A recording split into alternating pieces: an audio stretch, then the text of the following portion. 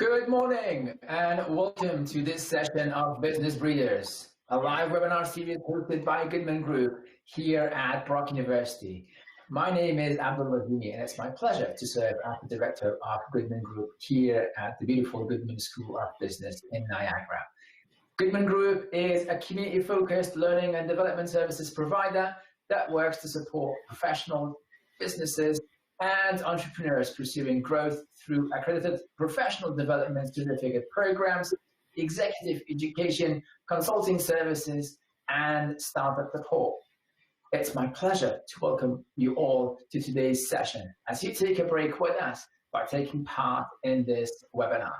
This webinar series aims to provide 45-minute breathers filled with insightful discussions on timely topics that are relevant to businesses and everyday lives, led by award-winning Brock University faculty and leading industry experts, encouraging a thoughtful debate and keeping us all feeling connected as we get through this together.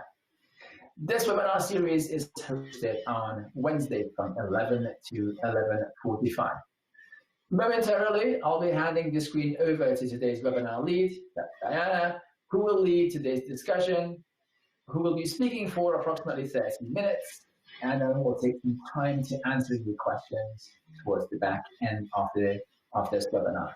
You may pose your question, as usual, at the time of registration, but also during the session live, and that's using the chat feature. But also, you can tweet your questions and comments, and that would be at GSB Goodman Group. That is at GSB Goodman Group, all one word. And at the end, I'll provide some information on how you may be able to access today's content as well. Now, it is my distinct pleasure to introduce to you today's webinar lead, and that's Diana Huson, who is currently serving her first term as Regional Councillor for the town of Pelham. Councillor Huson serves on several local governance committees, including the Niagara Region Planning and Economic Development Committee, which she is the chair of, the Niagara Peninsula Conservation Authority, and the town of Pelham Active Transportation Committee. She holds an MBA in Marketing and MA in Public Policy from Brock University. That makes her a Goodman alum as well. Has successfully co-authored and published articles on Niagara's Economic Development Institution and Path Dependency in the Canadian Journal of Political Science. Councillor Huson is passionate about economic development, environmental issues, and responsible fiscal policy.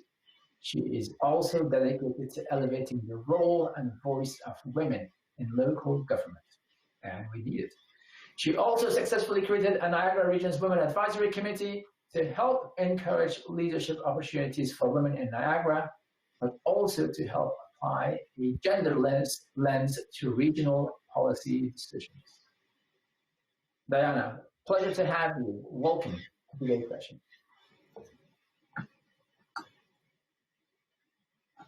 Thank you, Abdul. I'll just bring up the presentation.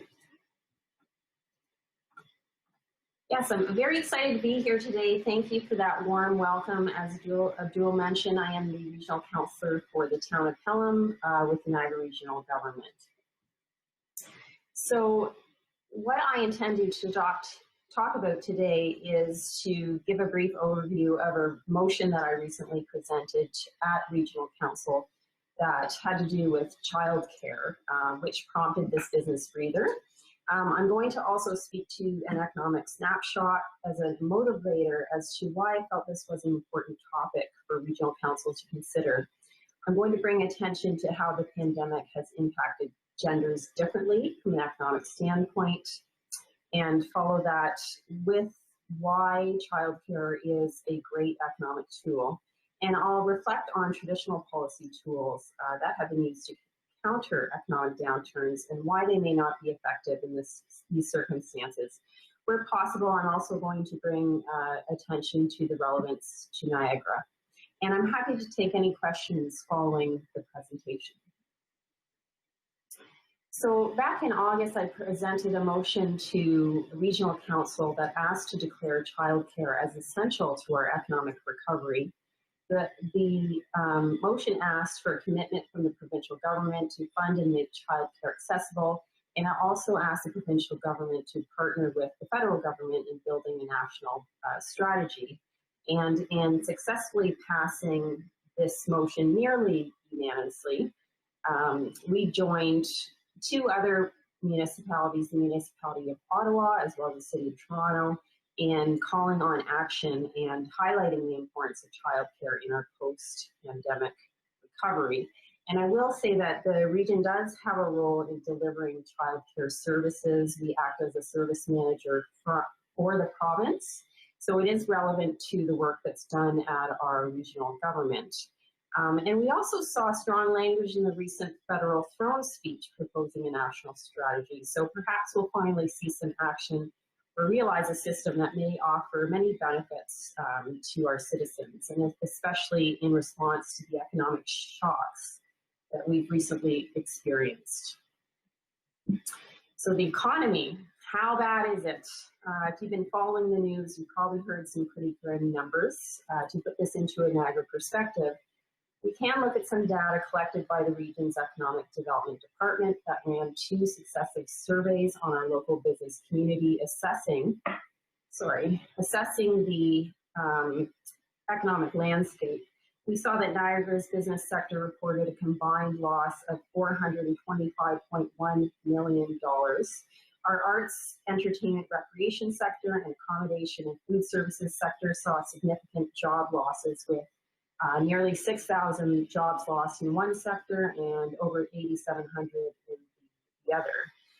We've seen increased costs for businesses due to personal protective equipment needs, modified work hours, they've altered sales of products and lowered their staffing requirements.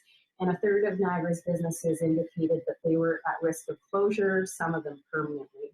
So we can see the local impact has been quite severe, and it's been mostly due to the importance of not only responding to the needs of personal protective needs, but also the relevance of the tourism sector for our region. To put it into a more national context, we can look at some of the national data that showed that Canada's GDP contracted at an annualized rate of 38.7% for our second quarter, the worst posting since 1961, which is also the earliest we have comparable data. And further to this, we've been told that we can expect a deficit of at least $250 billion. That's 5 times larger than the 2009 budget, which addressed the 2008 recession, which totaled around $55.6 billion. And if we strictly examined unemployment, oh, sorry, my slides seem to be advancing themselves.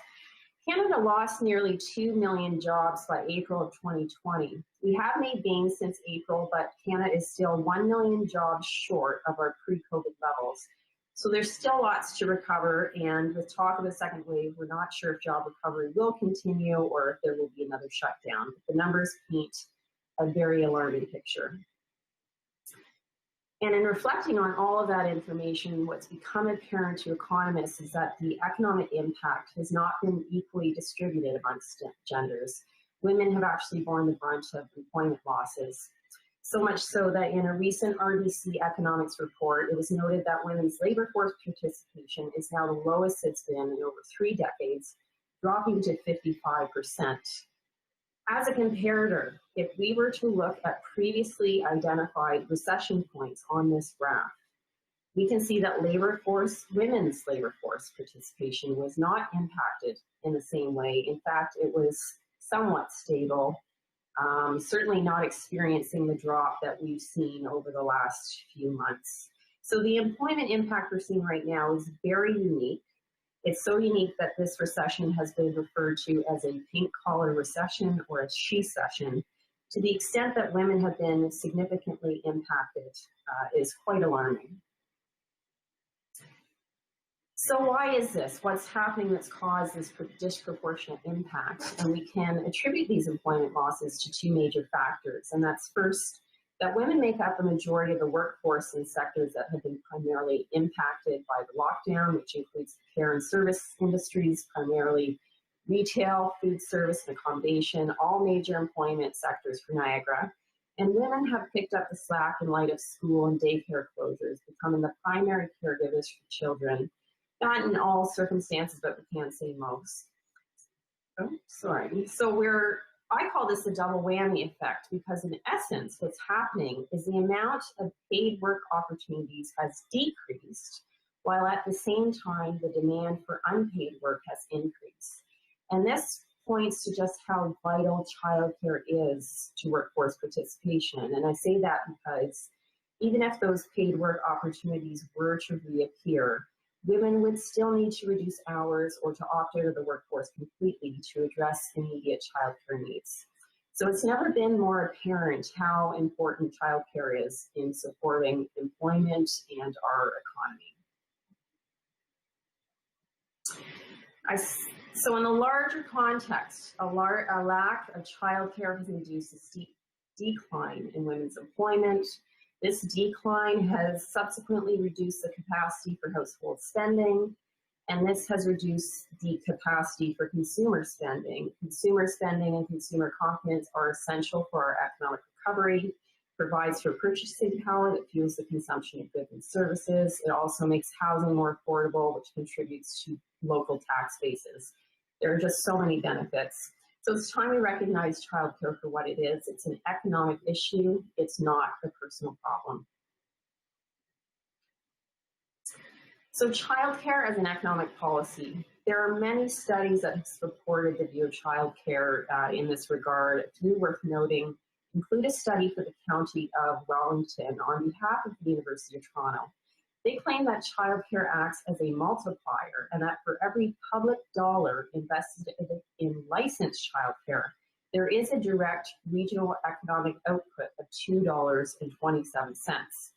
There's also, this is also consistent with a policy paper put forward by Statistics Canada that identified childcare as one of the highest GDP multipliers and the highest employment multipliers.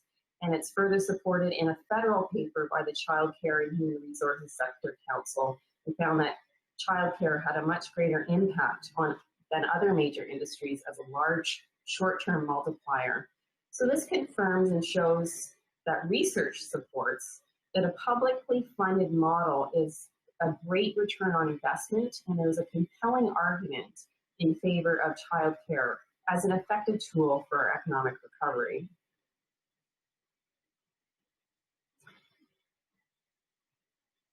So it's important to note that Quebec already has a publicly funded model in place with many positive results, and that includes greater affordability. As an example, Montreal has a median fees of $175 a month across childcare categories, whereas in cities like Toronto, they can pay over $1,500, upward of closer to $2,000, depending on the childcare category. But this goes to show that depending on where you live, affordability really is disproportionate across Canada. And they've also shown that they can attain an 85% labor force participation of women in the workforce for certain age groups. So it can directly address that employment gap that I noted earlier. It also showed windfalls in terms of growth of maternal employment, growth in terms of birth rates, and the potential for child and family poverty rates falling by more than half. So we can see, based on a previous example, that this can have a very positive effect in terms of how it impacts our communities. And also, another important distinction is that a public model would be based on an early childhood education practice as opposed to a child-minding model. It emphasizes the quality of care and promotes positive education and social, emotional, and behavioral outcomes. It can better prepare children for school, but is also associated with academic achievement, educational progression, and attainment. It provides for labor force standardization, in that care providers are trained in early childhood education. And it also provides for early identification of development or behavioral issues, which will require subsequent programming and support down the road. And we know if those are provided earlier instead of later, they can be more effective and they can also be less costly. So there are many positive impacts that can be realized by a childcare policy. It's better policy for children, for women, for families, and for our economy. So just to reflect on the typical tools that have been used to counter recessionary pressures, governments have typically relied on projects like infrastructure spending, but I believe we have to use a unique policy to address a very unique situation, instead of falling back on a traditional policy tool that has been used to respond to economic slowdown, such as public infrastructure investments.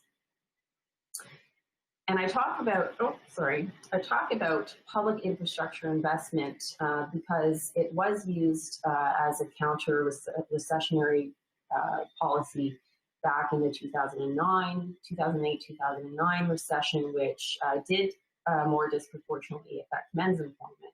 But these are projects such as roads, bridges, wastewater systems, and other public facilities. It has a direct benefit to the construction sector in terms of employment, and it can help improve conditions for private sector in building things like roads and transportation networks.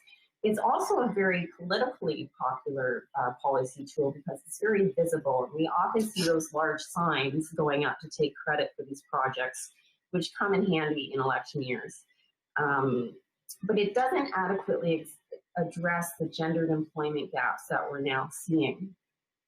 And we know that if we look at the employment data. So the percentage of businesses that reported layoffs, which are consistent with what we discussed earlier, is prevalent in industries with high instances of female employment impacted by the pandemic. And we can see that hospitality right through to other services are the top 6 sectors that have been impacted by the pandemic. Whereas if we looked at construction, it follows as the seventh largest service sector that is, or sector that is impacted. However, funneling into infrastructure projects is not, we can see, is not going to target those other sectors. And if we look at construction a little more closely, and this is actually part of a policy paper that was provided by the Niagara Community Observatory in collaboration with the Workforce Planning Board just recently. And the top 5 sectors across Ontario for women's employment included the healthcare and social services, education, other services, accommodation and food services, retail and finance, and also real estate. The lowest annual employment group for women was actually construction.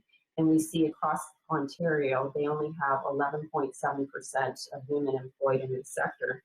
So as a tool to gain back those lost jobs, it falls quite flat. And it's not to say that there isn't any value in public infrastructure projects, but if we're looking at data, and I'm proposing we have to think more creatively in responding to the unique economic challenges that have been presented by COVID, then I don't believe it's the most impacting solution. So just in closing, I'd like to reiterate that I believe we should be responding, I believe we should be responding in a way that has the largest benefit, and I believe that a national childcare strategy can provide many positive solutions.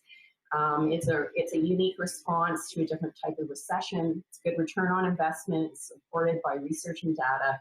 Directly addresses the gendered employment gap. It's a policy that better supports families, empowers household spending and consumer spending, and it's a better policy for child development. And thank you for listening today, and I'm happy to take any questions. Diana, thank you very much. This is such an excellent initiative, and we need more of this here. Okay, I've got a question here that's coming. So, how responsive are the municipal and regional council members to this issue from your conversations and discussions with them? Well, as I mentioned earlier, the regional government does act as a service manager for the province. So we are in charge of delivering provincial child care service delivery. And I can tell you that staff at the region speak very highly in favor of a publicly funded model that emphasizes the early learning model. But we really need the province on board and the federal government on board if we want a broader offering of childcare options across our municipalities. I can tell you that the regional council was very supportive of my motion. I only had one person vote against it, so it was almost unanimous. But I think that council recognized the value that this offers, especially in terms of generating greater economic output. And thinking of making this a success, obviously, and that will require many pillars of the community and the environment to be built around this. So you've put forward this motion at the council, and it's received a great reception, which is fantastic. But of course, you're doing this on behalf of the community members. And so how could community members, do you think, could get involved, more community members could get involved to propel this motion and initiative forward? Well, I think sharing experiences. I mean, the experience of women in dealing with childcare and in face of school closures has been very disruptive to our lifestyles, as probably 90% of the people listening here can relate.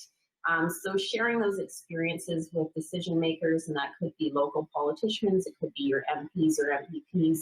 We really need a commitment from other level of governments in order to help action this forward, but also to help inform what developing a public infrastructure and a system of child care delivery, what that looks like. So having our community provide feedback on that and their experiences, I think, is an essential part of determining what that system looks like. So you touched on the COVID environment in which we are at, and that's having a significant adverse impact on families. And in most cases, the primary responsibility or the most of responsibility for child rendering is on the women, obviously. How can we as a society address this issue? So it's, child rendering is not one gender or another. It's a responsibility of both parents. Indeed, it takes a village, as some would say, to raise a child.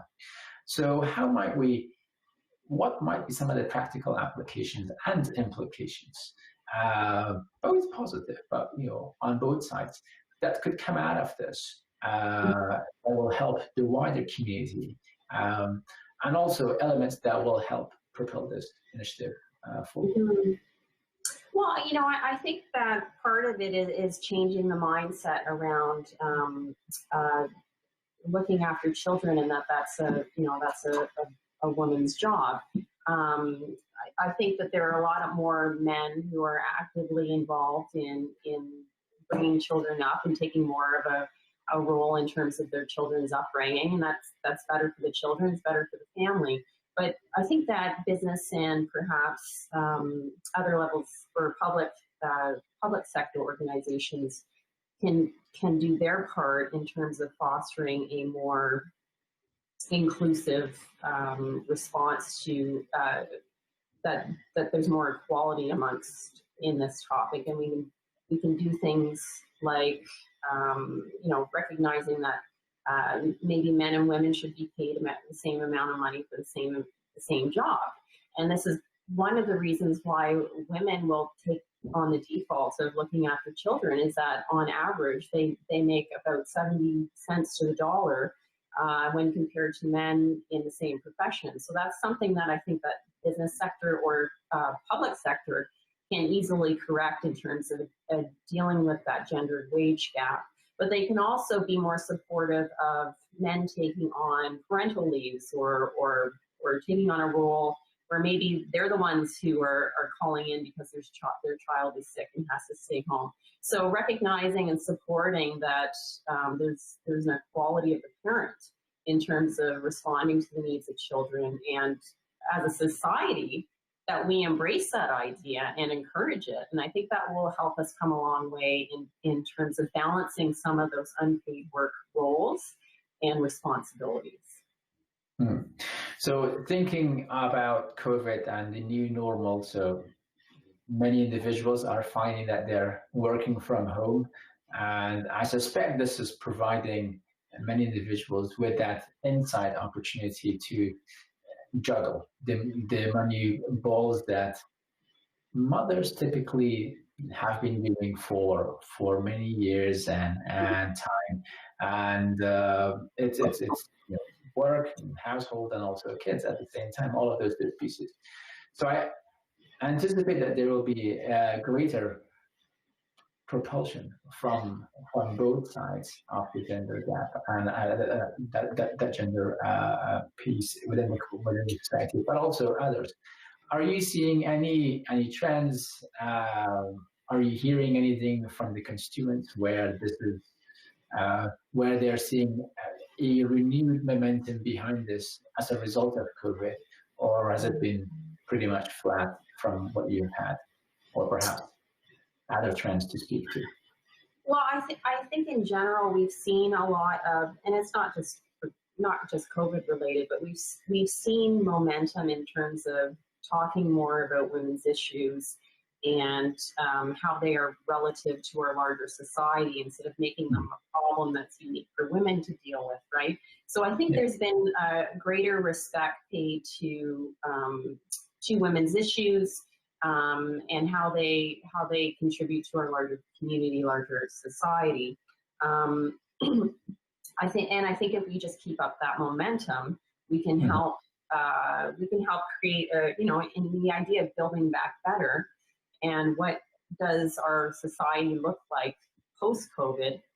If we ever get post-COVID, which I'm hoping we do, we can retain some of those things that we recognize as having more value. And I think we're seeing that with this idea of telecommuting. I think it's about 30% of our communities can actually embrace 30% of employment can support a telecommuting environment.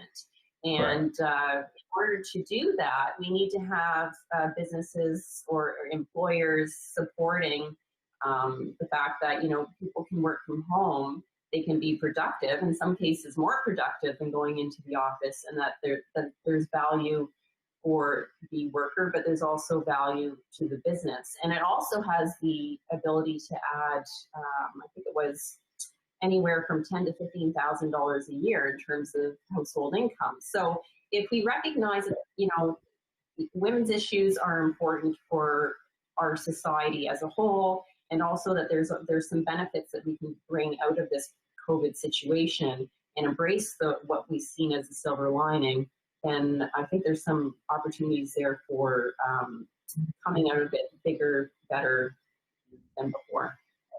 Right. Touching on content on your last slide, what kind of policies could be developed for child development, early learning model, as mentioned on that context? Mm-hmm. So the idea of an early learning model really addresses childcare as an extension of education, as opposed to dealing with what I call the child-minding model. And the child-minding model does not put into place things like consistency of standardization of training. So there's no regulation around who is doing the child minding, and it really opens up space for childcare facilities in unique places. Like, for instance, if I wanted to start a childcare in my home, and there are some rules and regulations that apply to that, but it emphasizes, I guess, more of a private network that doesn't have the standardization, and it doesn't address the consistency of educational goals. So I think that an early childhood education model is well supported in industry and has been better for child's development. And I also spoke to the ability of it to earlier identification of either development or behavioral issues, that can be addressed earlier, and that there's a benefit in that as opposed to addressing it later with programming that could be more costly. Great. And so one more question here, and that's, would you expand on the childcare versus infrastructure spending? What could that look like for Niagara, for example? Well, so when I spoke of the public infrastructure spending, it's a policy tool that has been used in previous scenarios where we've come in under recessionary pressures, and it really does help bolster sectors like the construction industry, and it helps people who are in trades. But again, there's that gap of that's not the unemployment that we're seeing right now. So in proposing childcare as an alternative to that, I'm really saying that the pressures we're seeing now are unique. They're not something that we've experienced in previous recessions. And I think we need a unique solution. And that's why I'm proposing childcare as a solution to the problems we've experienced, because it has affected women more disproportionately. We've seen that in terms of the lack of, or the employment drops in the care and service sector, which we know women are represent more significantly. But also when we saw, schools and daycares closing, we really saw quickly how important childcare was in supporting our economy.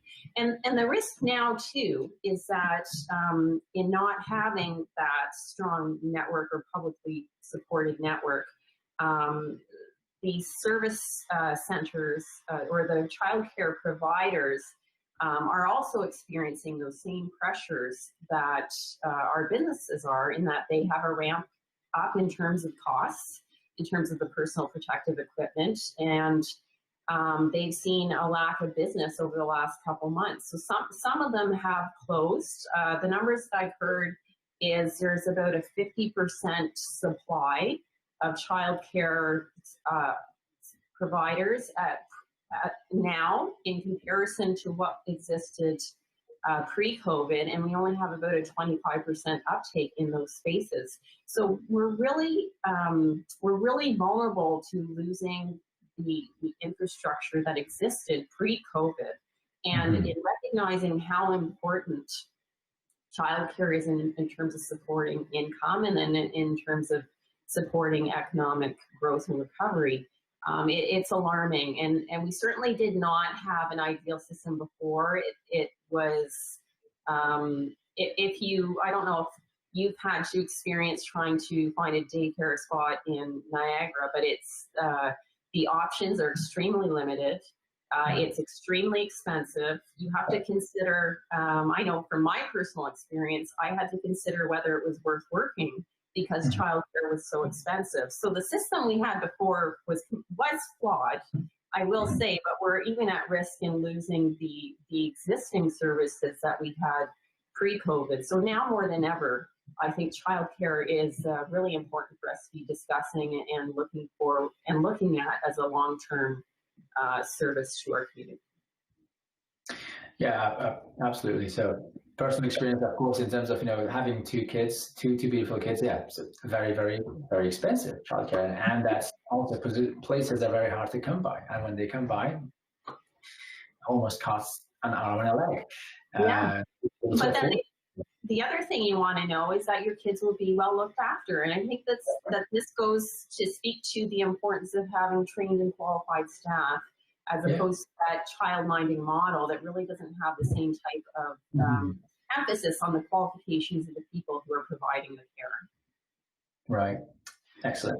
Well, this is a topic that I'm sure we could have many conversations around this, and one that's obviously, being a parent, close to my heart as well.